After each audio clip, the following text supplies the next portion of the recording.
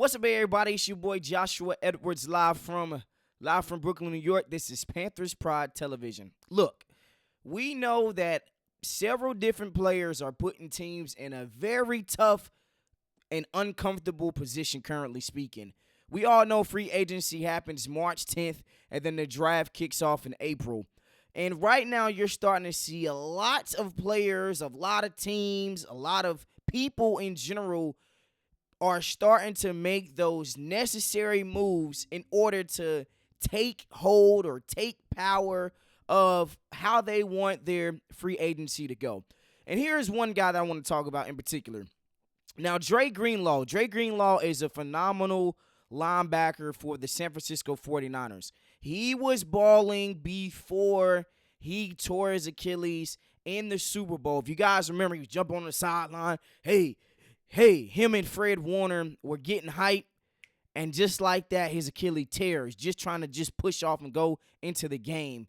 And he really has not found last year. Let me just go ahead and just show you his stats for last year. So last year, he played 2 games. Like I said, he tore his Achilles in the Super Bowl. Literally the last game of the NFL season. He tore his Achilles, came back late December 12th, I want to say, played 2 games, had 9 tackles. He's age 27, didn't have any QB hits, didn't have any sacks as well. But that's not really exactly who Dre Greenlaw is. Dre Greenlaw, this is the player before he tore his Achilles. 5 total, this is that Super Bowl run. 5 tackles for losses, 4 pass breakups, 120 total tackles, 1.5 sacks, and 15 games played. Now, the biggest thing with him is he's going to be a guy that, like, if the Carolina Panthers, he's on his last year, he's going to hit the free agent market. We know that the San Francisco 49ers have to sign Nick Bosa. We know the San Francisco 49ers are a team that is they got to sign Brock Purdy as well. So when you look at guys like him and Hufanga, the safety for the San Francisco 49ers, they are just a salary cap commodity, a salary cap casualty. And I think at the right price, we need to take a look at him.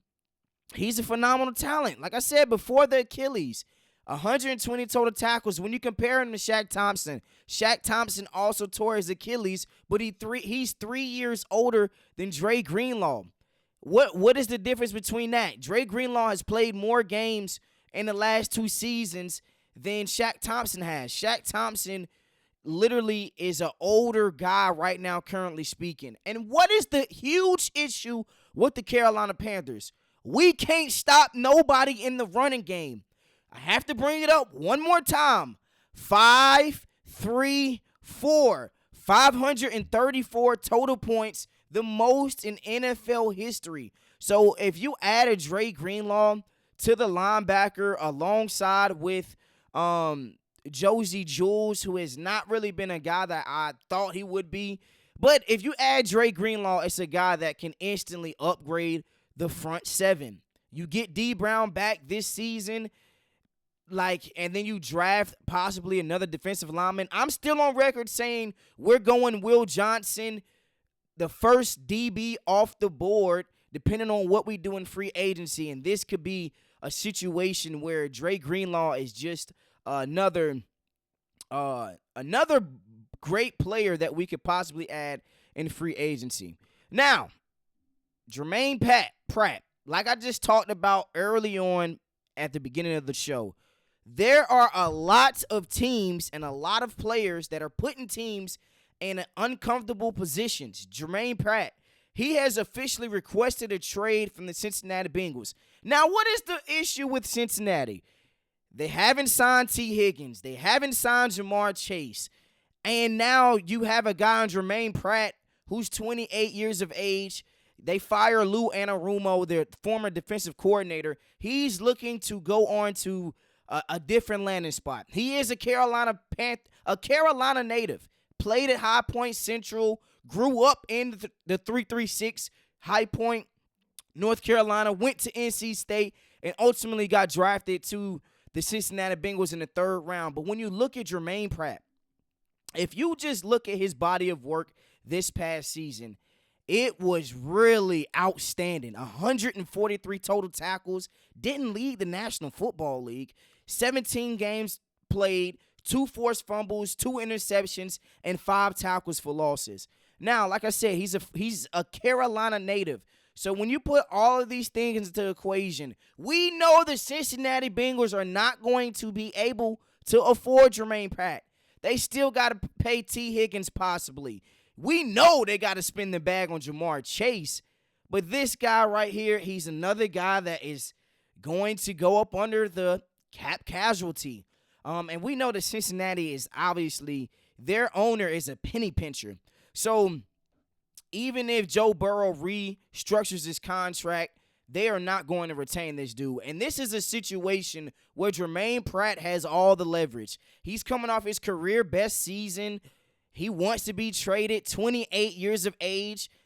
We know that the Cincinnati Bengals could get some quality draft picks for him. A 3rd rounder, a 4th rounder. Hell, we got 4 4th rounders. So when you put all of these things into a huge blender, I don't see a situation where he comes back. He requested a trade. Ian Rappaport reported it. And he's going to be looking to move on. And like I said, we know that the Carolina Panthers just hired some more defensive coaches from the Cincinnati Bengals. So Germaine Pratt, it's only right that he returns back to the Carolinas from, like I said, High Point, North Carolina, the 336, went to NC State.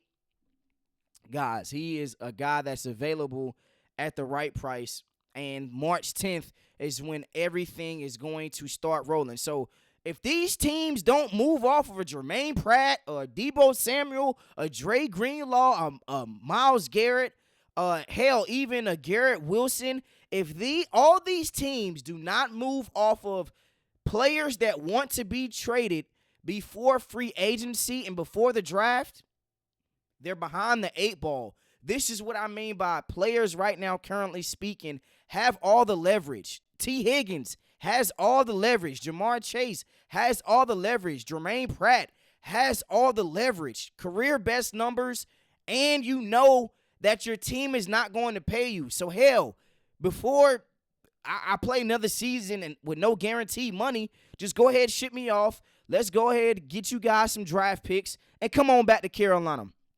Now, one more, another guy. So if you look at these 3 guys that's on the right screen, all 3 of them have leverage currently speaking over their team. Dre Greenlaw kind of is in a position where he does not have the most leverage between him and Germaine Pratt because he is coming off of Achilles injuries. I know that the San Francisco 49ers would love to re-sign him just because of the physicality he brings, the extra swagger he brings to that defense, playing beside and alongside Fred Warner.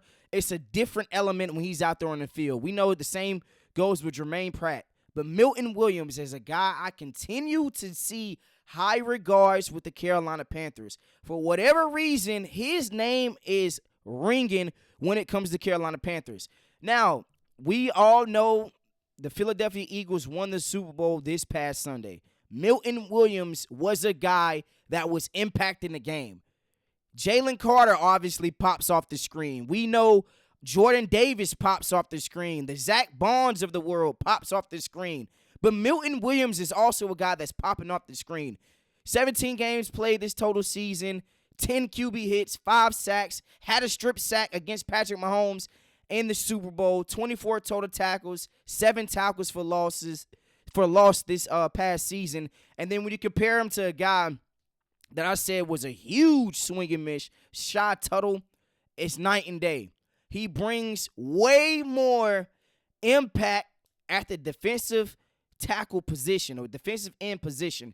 You pair Milton Williams with the D Brown, with the Germaine Pratt, with the possible Dre Greenlaw, you're asking for success. What is the one thing that we did in free agency last year? We didn't go get receivers. We went and got some guards. And you saw Bryce Young excel because of the great offensive line play this past season. So when you talk about Milton Williams revamping that defensive line along with D Brown, getting rid of Shaq Thompson, who's going to be who's older, coming off an Achilles injury. Germaine Pratt, inserting him along with Milton Williams or even a Zach Bond. Guys, the blueprint is here.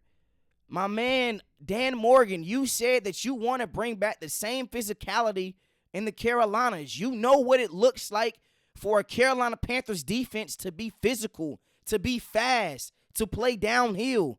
Hell, you played on a Super Bowl team in 2003. You know what that looks like with the dark visor. We know what the defense needs to get to. We know that's the biggest issue when it comes to Carolina outside of the receivers and the talent at the receiver position. But let's go ahead and make some trades. March 10th is a time that everybody should be looking forward to. A day after my wife's birthday. Shout out, baby. Love you. And then this is when free agency really kicks off. So I really look forward to the weeks coming, man. We're going to continue to spice it up. Milton Williams, Germaine Pratt, Dre Greenlaw.